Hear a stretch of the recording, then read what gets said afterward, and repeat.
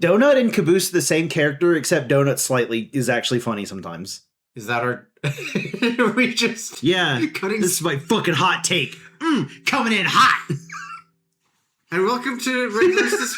Blue... What did I call it again? Purple Hearts and Red vs. Blue podcast. We forgot. I fucking knocked it out of your brain.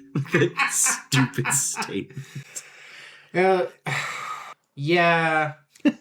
Caboose doesn't get jokes about being gay. Uh-huh. But the better Donut jokes are the jokes that aren't about him being gay. Uh-huh. And they are plausible Caboose jokes also. Well, it's down to delivery. We're going to get into it. We're going to get to it. Before we started, we meant to go into this at the start of the previous episode. They have their own theme song now. Yeah. It's good. Yeah. It's cool. I quite like it. If you're watching this on the individual uploads, every episode begins and ends with a gentle acoustic guitar riff, which that's good for a web series to have like a little sense of musical identity. It's Sarge. Sarge is playing the guitar. I don't think it is. Who else? Well, he has the accent. Anyway, here's Wonderwall. Plonk, plonk, plonk. It's hard to do in the armor. It would be. Well, also you're using your pistol as a pick? That's not how that works. Do it Texas style. Yes, I think multiple episodes we've meant to go into this, and now you have it pulled up on your phone. The music was provided by a band called Trucadero. Is that how it's pronounced? I think so. Let's go with that. Let's go with I think it would be Trocadero. Podcasts are terrifying because they force you to say words out loud that you have only seen written down for the past 15 years. Yeah. Music by Trocadero. Anyway, well, the good news is that Wikipedia says Trocadero is an experimental rock band. That's good. They're not a was. Good. And I'm going to do this in my best Dr. Coomer voice. Of course. The band's debut album, Roses Are Red, Violets Are Blue, was released on the 1st of September 2004. Their latest album, the soundtrack to season 17 of Red vs. Blue, was released in 2019. Oh no. These guys. That was a while ago. Yeah. So they did not provide the soundtrack for... That was 2 seasons ago. Sure. Okay.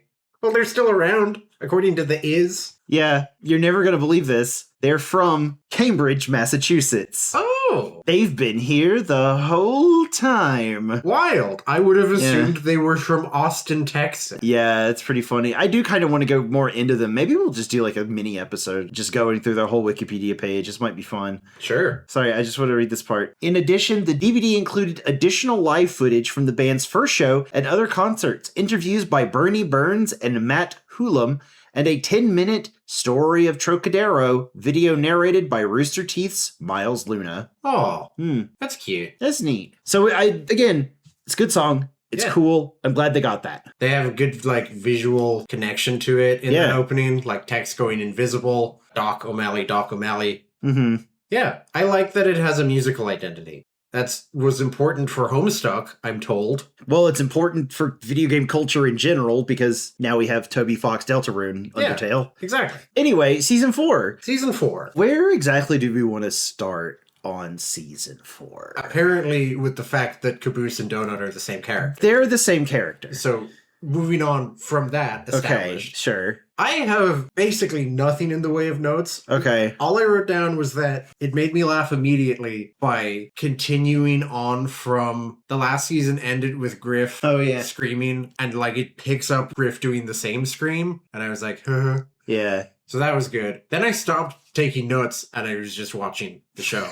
That's okay. I picked up the slack for you. Yes. I have a lot of notes. Yeah. The first of which is, surprisingly, Caboose gave me the first giggle. Oh. I did note that. I guess I'll just go into it the way I've been doing the last ones, kind of getting out of my criticisms out of the way first. Sure. And then I kind of like going into what they did right. Have to eat your vegetables first. It's true. I'll go through my counts. I now have 4 categories of counts that I'm keeping track of. 4 Daculas. 4 Daculas. Simpsons worthy jokes, 2. Yeah. And those are within like the first 30 minutes, but that's not necessarily bad. I'll get into that. The Sarge makes me laugh out loud count, 6. That's a good, healthy number. Caboose makes me sigh count, 9. That's worse. That's I don't love the ratio there. And then the didn't age well count, i.e. they say the R word or make some other slur joke. Cringe. 3. And one of them is just the entire character of the bomb. Yeah. I think they call him Andy for some reason. I don't remember why. They call him Andy because that's his name. Okay. That's all there is to it. All right, great. He showed up in the last season. He Uh-huh. was introduced in the last season. And I think you said something like halfway positive about him. Yeah. And I was like, oh, okay. I was kind of braced for Andy to be the worst because as a 14-year-old boy, I was like, this Andy guy is a little problematic. Oh, wow. So That's rough. he showed up in season 3 and he wasn't that bad. And I was like, great. Maybe it won't be that bad. And then he gets way worse in season 4. Immediately, And he's all there throughout it. he stops making terrible. He just stops saying dumb shit. When he starts translating for the alien, it's not so bad. Yeah. He's not funny. He's not funny. He isn't funny, which brings me, I guess I'll go ahead with my first actual criticism. Huge missed opportunity to have an interesting character who is a talking bomb. I like the idea That's of a why. bomb that's conscious. We talked about talking bombs. Yeah. And you were like, yeah, it's a great concept. Yeah. And then they fucking fumbled it, They fumbled it very badly. which is bad because it's a bomb. It's a bomb. They dropped a lot of bombs. Oh, I get it. The bomb dropped a lot of R bombs. Oh, he's comedy bombed. He's comedy bombed. Because it wasn't funny. Because it wasn't funny. Oh. Wow, the writers are smarter than we could have known. I don't think that was it. Whatever. Honestly, I don't expect him to be in it much more. Oh, why? Do you think he's going to explode at some point? I don't know. Or they drop him into a sun or something. That would be cool. Because no one talks about Andy the Bomb when I hear people talk about Red versus Blue, which is you. Scroll through Tumblr fan art. Mm-hmm. Have I ever seen fan art of Andy? I don't think I have. No. I mean, to be fair, there's not much to draw. Yeah, He's a fucking softball. Usually the issue with Red vs. Blue fan art is that you have to learn to draw Master Chief's armor, and that sucks to do. Yeah, and then you have to make them kiss. Yeah, clonk. Clonk. Whereas Andy would be the opposite problem, where you draw a circle and then you just color it in a certain way and then you're done. And that might not be very stimulating to do. Yeah, no, Andy's bad. Yeah. The best joke with Andy has nothing to do with Andy as a person. Mm-hmm. To the point that I actually remembered it was coming and I was like, oh, it's coming.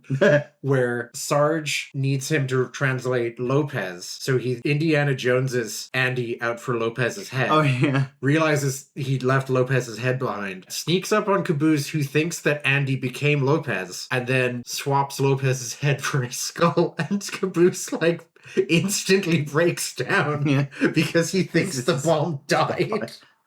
That's not bad. That's beautiful use of, again, we keep coming back to this. You have a bomb that you can pick up. You have a skull that you can pick up. Yeah. What jokes can we make out of this very basic setup? Yeah, that's the beauty of limitations. Yeah. Kind of segue into my second. This is just another missed opportunity character-wise. Sure. They didn't do enough with the alien. No. I get the impression this is the first and last time we see an alien. Yeah. Last time we see that guy. Yeah. Certainly. He's not the Arbiter, clearly. No, not quite on the level of RvB. RvB. Yeah. Once we finished the fight. Once we finished, once we breaking Benjamin. once we break those Benjamins on the third one, we gotta do an episode just about actual Halo story. And how good Arbiter is? How good Arbiter is. And how Cortana is my friend? Voiced by Keith David, which is Arbiter, not Cortana. That'd be wild if Cortana was Keith David. Yeah, I'd download that sound pod. Yeah, oh, that'd be great. Yeah, they were clearly having fun with having him not speak English and making jokes about him not speaking English. Sure. But it means that he doesn't say anything except blarg and honk. Yeah. And then he dies. Spoilers, he dies. Yeah, spoilers.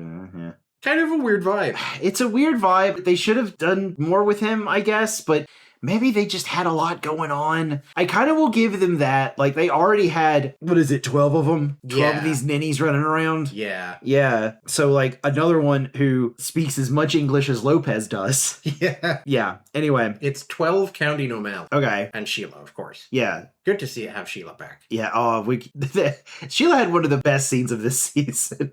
We'll get to it.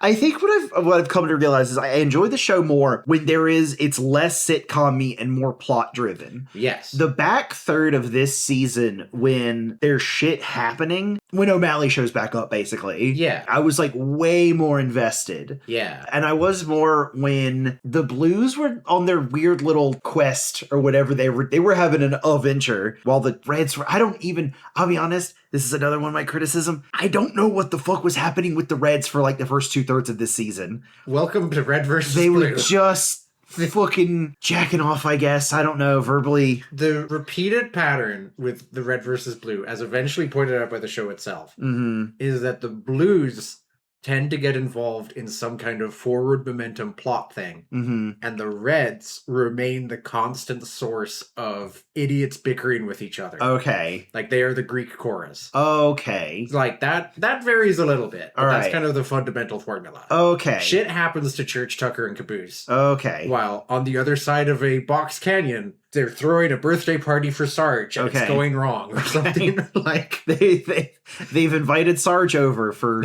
steamed clams. Steamed clams. Basically. Griff, what's that coming out of your oven? Aurora Borealis. The Aurora Anyway, we should do that. we should write the audio play. I wonder if someone has. Oh, we're gonna look it up. We gotta look it up. I like the low stakes Blood Gulch adventures, which was in this case, everyone except Sarge sees a tank. Sarge doesn't believe Simmons specifically.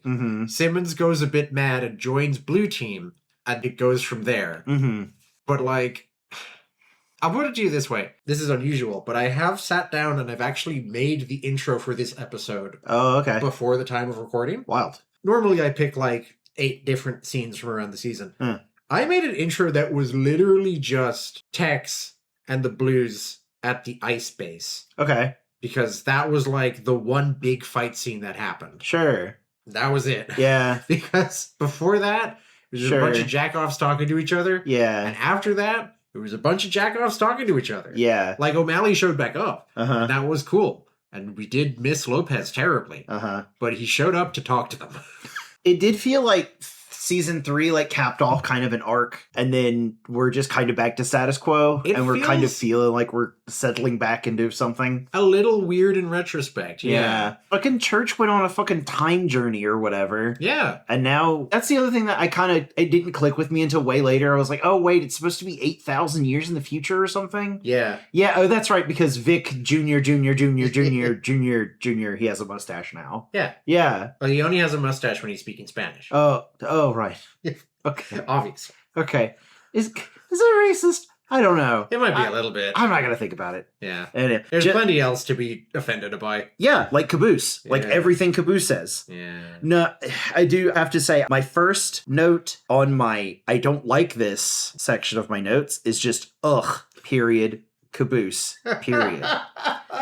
And then towards the end, it's, period, Caboose, period, in all caps. That's like the last note I took. No. He does have funny lines now and again. Yeah. It's the delivery that I can't. The show has to fucking I've already said this in the last episode. You're going to say it every episode.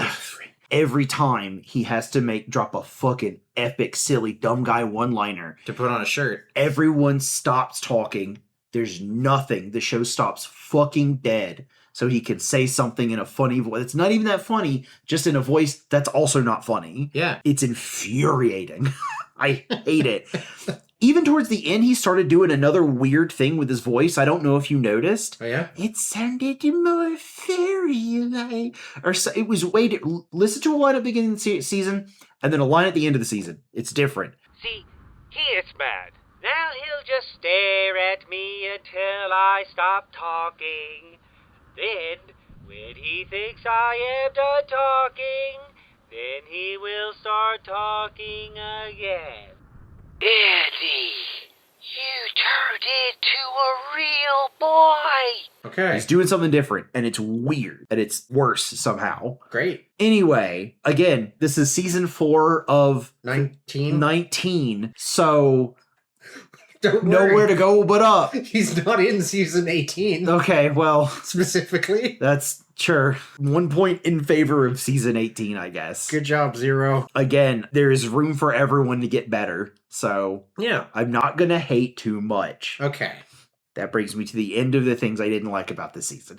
What did you like? Honestly, like, most of it, I think. The only times I wasn't, like, into the humor was when the dialogue got a little too fast and snappy, and I genuinely just kind of lost track of what people were saying. Oh, God. And I'm like, what's happening? Okay, cool. We just did a one-liner so we can move on. They always stop at a one-liner. Yeah. And then we move on to the next thing. They and I always kind of put like a bow reset on a the scene. yeah. Oh, sorry. The other thing I didn't like about this Oh, God. sorry. Sometimes they do jokes that aren't particularly like offensive or anything, but are just violently remind you that we are in the mid 2000s. Yeah. Yeah. The Bow Chicka Wow Wow was like, I had to live through that. Yeah. I had to hear people in real life say that. And it actually kind of made me wonder how much of what was in Red vs. Blue was just endemic to the internet humorscape at the time. And how much was Red vs. Blue ground zero for any of that? At least some of it. At least a bit of it. They weren't helping, certainly. I think Private Lavernius Tucker may have genuinely codified Bow Chicka Bow Wow. Mm-hmm. That series of 4 words Mm-hmm. to signify I am using my mouth to emulate the soundtrack of a pornographic film. Yeah. Because there's a lot of different ways you could do that. Sure. But Bow Chicka Bow Bow, that's how Tucker says it. Sure. In popular web series, Red versus Blue. Yeah. Which we've all seen. Yes. Of course, we've all seen it. Yeah, that's true. Also, sometimes they have a joke that reminds you that this is the early 2000s. That is offensive. Like I said in the last episode that they've been doing a better job of involving Tex in the sitcom shenanigans. They start to build up that she's very greedy and self-centered. Mm-hmm. So she goes along on the quest specifically because she wants to steal whatever reward is at the end. That's all good. Sure. But there's a joke where, I forget what they're talking about exactly. They're talking about technology. And Church says to Tex, Of course it didn't work for you. You're a girl. I mean, you can't even work the entertainment center back at the base. "You're a girl. You can't even work a TV." Yeah. Which is an insane thing to hear. Yeah. In the era where most websites are kept online by trans women coders. Yeah. Like... Well, it's not like they went out of their way to understand that. They No. Yeah. But, like, that's such a fucking playground. Yeah. Trucks are for boys. Uh-huh. She's a fucking Spartan, and she's wearing super advanced military She- armor. Built Andy. Yeah. She built Andy with her bare hands. Yeah. But you can't use the TVs for guys. I get that, like, the argument is, they're all supposed to be dumb and shitty. Yeah. Yeah, but you're really making them out to be the heroes for it. If that's who we have to cling on to, that doesn't feel good. There's a line to walk, certainly. Yeah. Okay, now we're gonna cap. Okay. Anyway, I feel like, actually, honestly, Simpsons-worthy jokes was only 2. Because I think a lot of the other jokes, they make their own. Yeah. I feel like they've kind of got a hold of what their humor is supposed to be like. And I didn't write down any specific lines because... Honestly, the hardest part about writing notes about this series is not writing down every funny joke and being like, oh, this joke was funny. Oh, this joke was funny. Yeah. Because that's very tempting. I But try not to do that it's myself. it's too quite much. hard. I think the one that got me good was... It's quiet. Too quiet. Now suddenly it's too loud. I preferred it when it was quiet. That sequence was quite funny. Yeah. Yeah, pretty good. Yeah. Pretty good. One of my favorite moments, Simmons, I had to struggle not to say Tucker. Tucker's disguised himself as a blue. Simmons is disguised as blue, and Sheila is like, Do you remember what the Blues were fighting? I think it was pirates. Are you sure? I think it was another army. I think they were a different color. No, it was definitely pirates. Those pirates. yeah. It was pretty good. And there is a later scene where Church is explaining to the new blue recruit about the red team. Yeah. And he says, like, oh, there's another guy who's not there at the moment, but he sucks. He thinks he's smart, but he's actually the biggest idiot of all, and also they make fun of him behind his back. Yeah, he sounds like a real jerk.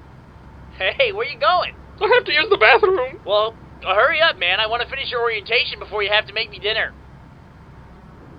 You do know that's Simmons, right? Oh, yeah. So That's I think both of them were separately fucking with him. Like, Sheila knew as well. oh sure. That's an obvious joke to make, but they really landed it. Yeah, it It's was still well delivered. Pretty fucking funny. Yeah. I guess other than the shit that didn't age well and anything Caboose says for the most part, they're getting their footing on a more solid level. Absolutely. So I kind of have to think season 5 is yet even better we'll find out. in that regard. Let's see. Oh, the editing.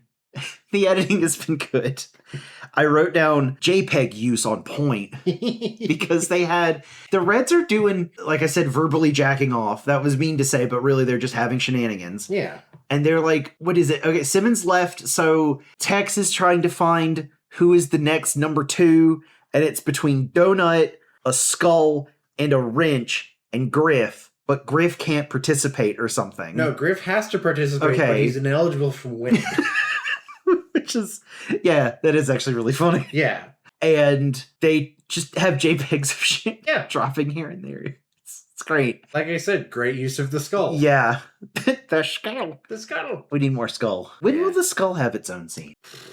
Not for a while. Yeah, sure. Not till season 18, I'm sure. The skull story. Yeah. Just kidding. I'm just kidding. Let's talk about the alien for a minute. Okay. So on the flip side, the Blues are on a magical quest. The alien is telling them a prophecy and they have to go do the quest. And then it turns out that the prophecy was wrong and the quest has actually already been done or something. I kind of got lost in the weeds here. I thought what was happening was pretty funny, but I got lost somewhere in there. I think they did successfully do the quest for like 10 seconds. And then Wyoming shows up and just... That's right. Wyoming showed up for like 30 seconds. Yeah, and he blows up the alien and just leaves. Yeah. Tex follows him. Yeah. And they go home. Sure. I thought that bit was funny when they were doing a thing, when they were plotting. Yeah. Not scheming, they were plotting. Yeah. We saw a flood-ass swamp. We did see a flood swamp. I believe that had to be a flood map from like the multiplayer or something. I assume so. They're Yeah. actually using different maps. Okay, so potentially flood could be next season.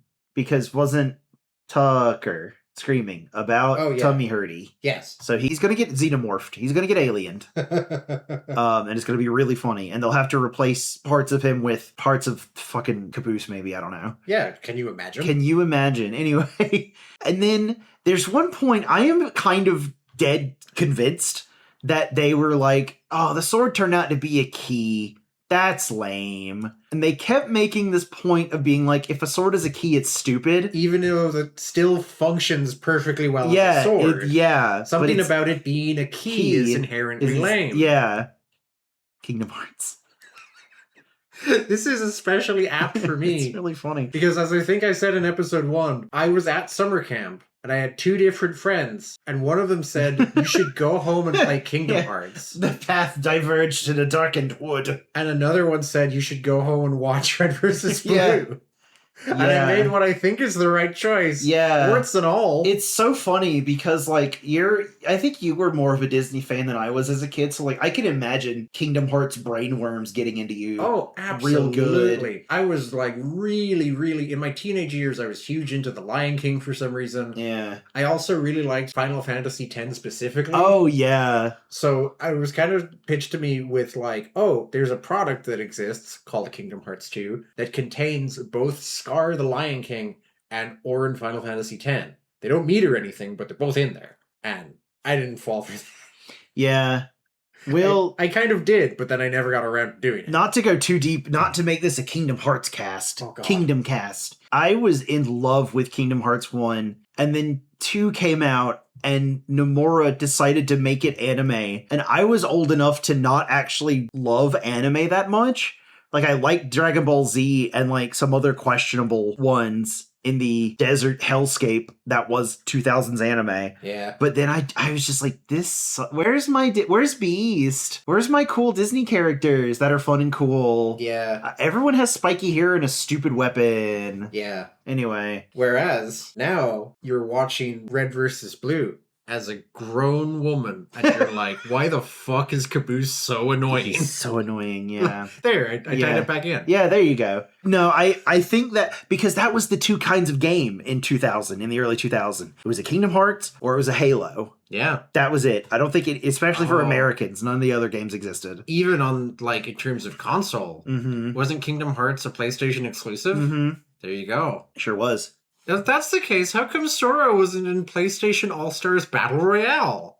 That's a good question. Why did he end up in Smash? That's a good I don't even know that.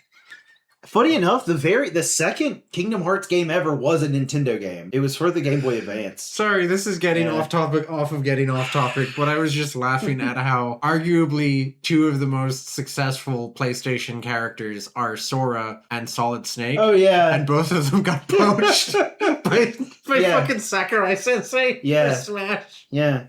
Yeah. Oh, good times. Yeah. God. Anyway, what's this podcast about? Red versus Blue. I think it's about that Ruby anime. Sure. that Ruby anime. I like Blake. She's a cat girl. Noise? I don't know. I did write Sheila in big capitals. I like when there's a talking tank. I think that's funny. Sheila's so good. She's great. You don't deserve Sheila. Oh, I want to give this a special note. They are learning to handle text better. Okay. It's cool that they made her openly horny for the alien. That was a memorable scene. Like, they make alien dick jokes, and while they are alien dick jokes, they don't make it weird that it is weird that she's horny for the alien, but, like, it's cool. Am I making any sense? I completely agree with you. Yeah. Okay, great, because I'm not sure if I said anything. No, I get it. Okay. We don't need to care if the audience gets it. No. But I get it. Yeah, like, haha, she's checking out that alien dong. Yeah.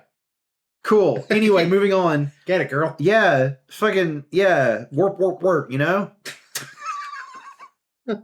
Okay.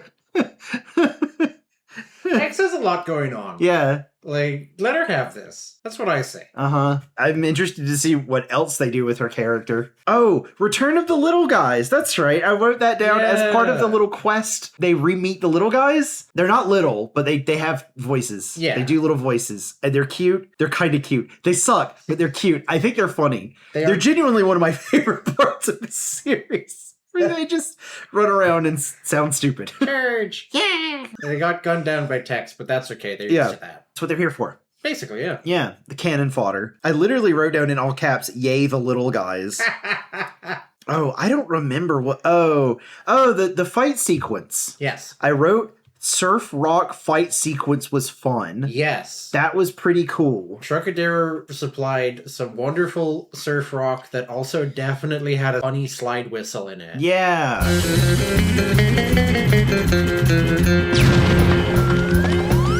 Yeah. Like, that's the vibe, I guess. I can't fault it as inaccurate. Yeah. You've told me in previous conversations before we started this project, the animated fight sequences was kind of a big charm for you. And I can see where they've started to dip into that more. Obviously, they're still confined to the engine. It is only in Season 8 that they begin doing animation themselves. And until that point, they have to just work with what the Halo engine will allow. Mm-hmm. But yeah, it's not badly shot by any means. Sure. Even just the shot of the little ship going around in the sky. Tex is in the foreground. She's complaining about the ship, and she's like, "Oh, make him land it," and it gets exploded. Yeah. Having gone over that like frame by frame, you can see him shoot out of it. Which is, again, that's just what Halo 2 is like. Yeah. Having played it. Yeah. You yeah. know that when you get blown up, you get blown up. Yeah. It's funny. God, remember when you turned on that one thing that was, what is it? When you headshot a grunt, they explode like a plasma grenade or something? Anytime a grunt dies, they oh, explode no, like that's a plasma right. grenade. Oh, God. So you shoot the one in the middle of a group, and he explodes, and there's there's a chain reaction. Poor bastard. It's so good. Halo's a funny game. Yeah. I wrote in all caps, how did I forget about these three? Meaning Doc, O'Malley, and Lopez. Yes. Again, because I said earlier, the last third of it really gets going when they show back up, and I think provide a better dynamic because it's Team Idiots 1, Team Idiots 2 plus Tex and Sheila. Yeah. And then there's Team Doc, O'Malley, Lopez. Yes. And I think the triangle here works way better than just the two. That's true. I think that At least in this season. you want to set up a status quo and then you want to start introducing other stuff to it. Yeah. We both it was almost a relief to see them come back in. Yeah. There were some great jokes from Lopez, mostly about how he wanted to die. Yeah, poor Lopez. Oh no, Lopez and Sheila didn't have a scene. Yeah. Oh no. They'll catch up, I think. I hope so. They are my OTP. I need Heart, but with Lopez's head and Sheila the tech. Yay. Anyway. O'Malley is like getting more and more cartoonishly supervillainous with each appearance, which I love. I could use a man like you in my organization. It's just lean into the Montgomery Burns of it. It's so good. It's very good. Yeah, just like basic comedy setup, trying to negotiate getting a physical for your friend, but the doctor is possessed by a supervillain. Yeah. Amazing. It's pretty funny. Amazing. It's great. That's situational comedy. Yeah. So, yeah, I was really glad to see them back in, and they will be around for season 5. Sure. My last note was another cliffhanger. That's cool. Yeah. I don't mind like a 2-season arc type of thing. Like if this becomes typical, I think that's fine. The Castlevania anime basically did that. Sure. We were talking about that the other day. Season 1 was very short, but set up for like a big climactic battle at the end of season 2. And then season 3 was kind of its own thing, but then set up some other shenanigans for season 4. And then season 4 was the last of the original run. Yeah. It's like a up, down. Red versus Blue, as I think I've told you, is kind of siloed. Okay. So we are currently in the Blood Gulch Chronicles. Okay. Which is the first 5 seasons. Oh, I see. And then the dynamic will kind of change after that a few more times. Mm. Brief mention here, I guess we'll cover it either within the next episode or maybe even have its own like 10-minute mini episode, but we are nearing our first mini series. That's right. Yeah. We decided not to do because they were churning out like comedy side videos every year. That's too much to cover, and also I didn't watch most of them. Sure. But there is a mini series that bridges season 4 to 5. And then there's a miniseries that bridges season 5 to 6. Okay. And both of them are kind of like, it's intended that you watch them. Okay. And you could skip them, but like they do catch stuff up. Okay. And introduce characters and stuff. All right. Fold that in next time, I think. All right. I'm into it. I'm looking forward to revisiting those because I don't think I've ever rewatched them. Right, sure. Upon reflection, I think I enjoyed season 4 as much as I liked season 3. Okay. Season 3 felt like it wasn't perfect by any means. By any stretch. But it was such an improvement from the last 2 that I did enjoy it just by comparison. Sure. And then season 4 I felt as good about, if not maybe slightly better, because some of the jokes landed really good for me. Yeah. And the characters are becoming endearing to me now. That's it, you're getting used to them. Used to. You're starting to like them. Starting to like them. Except Caboose. Except Caboose. Anyway. I just, you know what? You put a positive spin on it. I'm hoping the best for him. I'm hoping that he gets better. I am praying to a God that doesn't exist. Yeah. I'll pray for you, honey. You bless your heart. You pray to the heavens, but there is only one thing up there, and it is Private Michael J. Caboose. Fuck. What was I saying? Yeah, so season 4 was as good, if not maybe slightly better than 3. I have anticipation of season 5 being even better. Let's hope so. To be honest. So... Are we moving toward wrapping up? A little bit. I think that's kind of all I have to say. You're welcome to contribute, yeah. Well, as always, I have my little thing to wrap up an episode, which is best, new, most improved, and worst. Mm-hmm. I've already definitively covered worst. It was Andy. Y'all agree it was Andy. Mm-hmm. Stop talking. Shush. There's also not much to say about best new. Last season, we were inundated with new faces, and in this season, unless you count Vic Jr. as a separate entity from Vic, which I don't. No, of course not. It could just be Vic and he's fucking lying. I don't know, Dan. Literally the only introduced character is the alien, and even then he technically showed up in the last episode of season 3. Yeah. So, but like I couldn't think of no other new character was introduced. No. It's pretty self-contained. Yeah. Yeah. The alien gets it by default. Honk honk blarg. Yeah. I gave some thought to most improved. I did think about giving it to Church because he had some good lines throughout. I'm gonna give it to Simmons purely because I think they might have made the deliberate choice to break him up from Red Team and try to develop him a little bit on his own. He has been Tex's yes man for 3 full seasons. That's the second time you've called Sarge Tex. What did I say? Oh, yeah. Well, it's because he sounds like this. Yeah, and Tex doesn't. They should just let Tex have that voice. Yeah. They should just have the same voice actor for both. Yeah. All right, Sarge, whatever. Yeah, let's make Matt Hullum voice more characters. Yeah, it's fine. He's fine. I assume he was the alien as well. He might have been. Anyway. Simmons sucks up to Sarge and he argues with Griff. Mm. Like, that's very much his whole thing. So, by making him act independently, they're kind of like, well, what's at the heart of Private Dick Simmons? And there was some tidbits, like, revealed there. Like, he says that he beat Sarge up while he was unconscious to make it seem convincing and also to work out some unresolved father issues. Sure. Just casually drops that. That's pretty funny. And best, when the Lopez is away, the Sarge will play. Yeah. Lopez was here. He had some great jokes, but he wasn't enough of a presence, I'm sad to report. And Sarge wins by default because he was really the engine that kept the lighter sitcom-y parts going. Just with his insane hatred of Griff and just general worldview. Sure. What a beautiful man. All right. It's great. I was going to surprise you with this. I was going to spring this on you. Oh. I was going to just go, okay, to cap this off. And then I would rank every character by how bangable I find them, by attractability, and then stare you in the face and make you make the same decisions. Yay!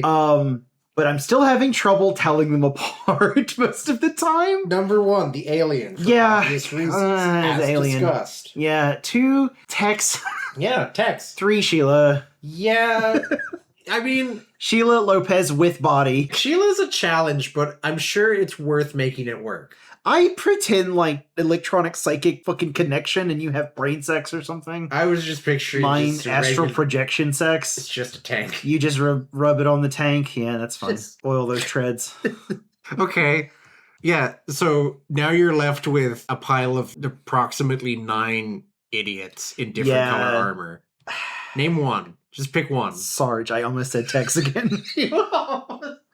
It would have been really funny if I'd said Tex. Correct. Because he's an idiot, but he at least does something. He's not a coward. He's in shape. As far as we know. I infer that he's in shape. Okay. They're all the same shape, to be clear. Yeah. Because they're all in armor. They've said, if they were better at editing the models or anything, they would have made Sarge shorter and Griff wider. Sure. Stuff like that. But, in practical terms, it's Master Chief. Yeah, it's just sure. 8 Master Chiefs under there. I guess Donut next, because he's nice. Yeah. He's a moron, but he's nice. Yeah. If you're going to be a moron, you should be nice about it. You could do the world a favor and just be nice about it. Yeah. Say what you will about Caboose, he's not mean. Yeah. He's too stupid to be mean. Exactly. I wish more people were too stupid to be mean. Yeah. Anyway. A lot of people are stupid and mean. And then I don't even know where I could put Griff or Simmons. I don't care for either of them. I guess more Simmons, because at least he's not Griff. Griff is such the bottom of the pile. I think of everyone, if I'm honest. I would put Tucker at the bottom of the pile out of spite. Sure. Because you can put them together on the bottom of the pile. Tucker is the one that most badly needs / wants to get laid. So it's imperative that we keep him in the virgin zone forever. Sure. I mean, there's a debate to be had here, more so with real people, but my rare forays into Red vs. Blue fanfic spaces, whenever I saw someone shipping someone with Caboose, that felt uncomfortable. Sure. Because the phrase, that guy doesn't know what sex is, gets used a lot these days. But genuinely, that guy doesn't know what sex is. Sure. And that's just kind of odd to think about. I think that's all of them. Let's not split hairs beyond this. Wyoming is there, but he's... Wyoming? He's was on the table. He's a bad guy, but he's capable. Huh? Yeah. He's British. You're gonna be hearing that voice in bed. It's a fake British accent. It's fake. How is that better? It just is. Don't ask me. I don't know. I feel better about a fake British accent. I was going to say something sexual in an impression of his voice, but I cannot bring myself to do it. I don't want to do it. Let's not. I'd sooner hear Sarge say something inappropriate. Yeah. We forgot about Doc. Oh, I think Doc got like 2 lines this entire season. Yeah. He got shoved in the back of the closet. Very poor choice of words. Doc got... Is Doc back there with Donut? No. Doc, shut up. I'm not canceled. You're canceled. Doc got shoved in the banner zone. Yeah. Like fucking Hulk or whatever. Yeah. Even though it was him doing the physical. Yeah. I think Doc showers. Yeah. And that's kind of the bar we need to... He does yoga. That's pretty cool. Yeah, he does. Yoga's hard. You know that? Yeah. Doing yoga right is really fucking hard. You can't just go into it thinking that you're going to be good at it. You have to work your way into it very slowly and gently because it will fuck you up if you try to go too hard. I mean, it's basically a martial art that is non-combative. Yeah. You're like stretching your body in unusual ways and stuff. Yeah. So Doc does that and that sounds great. Yeah. So he's fit at least. And again, he showers. Yeah. Which I'm not sure Tucker or Griff do. Uh-huh. No, Mally is a brain virus. O'Malley's a brain virus. That sounds great. That's pretty hot. That's pretty hot. It's so in this time of year. Yeah. Is that the note we're ending on? I guess. I don't have anything else. Bye. Honk.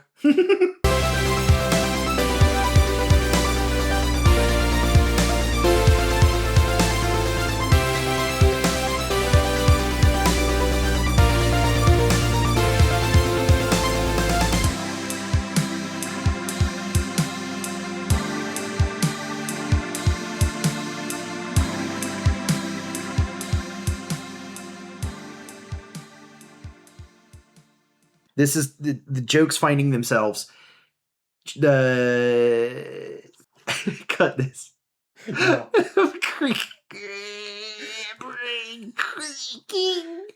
These are the doors of my mind palace crinking open.